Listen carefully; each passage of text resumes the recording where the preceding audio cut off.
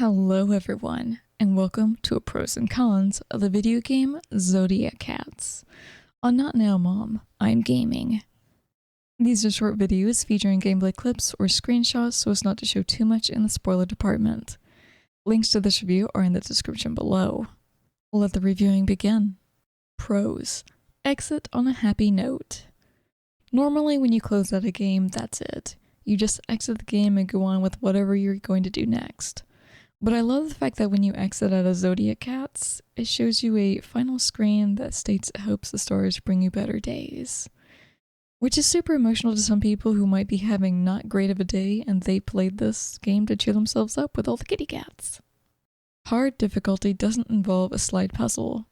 I'm so happy about this. When I saw that there was a normal mode and then a hard difficulty, I thought maybe the puzzle itself that allows you to move one piece wherever you want on the board would turn into a larger slide puzzle.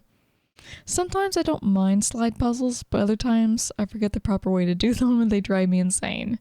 But no, the harder difficulty just makes more pieces for you. Light and dark mode. I'm so happy that they implemented a light and dark mode, as I feel like for me the dark mode is easier on my eyes. Don't get me wrong, I would have played the game just fine even if it didn't have a dark mode, but just the implementation of it helped me out a little bit so it didn't seem so bright all the time. Read about saved animals on prediction screen. You can't say it doesn't give you a good feeling when you see not only pictures of cats, but pictures of cats that have been rescued and have bits of information about them and their personality. As such, on the prediction screen, you can choose a zodiac sign and read about a rescued cat. Cons. Passive-aggressive with telling us to adopt.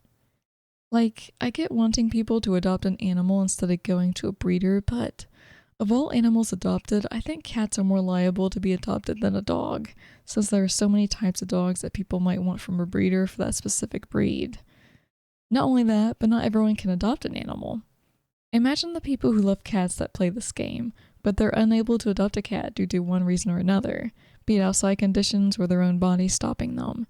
It kind of makes one feel bad that they can't rescue all the animals they want due to their limitations. And then this game has a prediction roulette wheel with every zodiac sign saying you should adopt this type of cat. Plus the final puzzle gives the statement of saving an animal. The game's adorable, the message is clear, but it's also sort of aggressively being shoved down our throat in a pleasant way. I don't like that. Tell us it's best to adopt an animal and state the animals that have been adopted and leave it at that.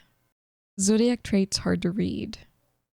I don't have a problem with reading anything in cursive, but when the zodiac traits pop up after you finish a puzzle, the traits are super hard to read due to there being not only a lot of descriptive words, but the font is so freaking small. I had to move up a little bit in order to read all the words. And that's the end of a pros and cons review of Zodiacats.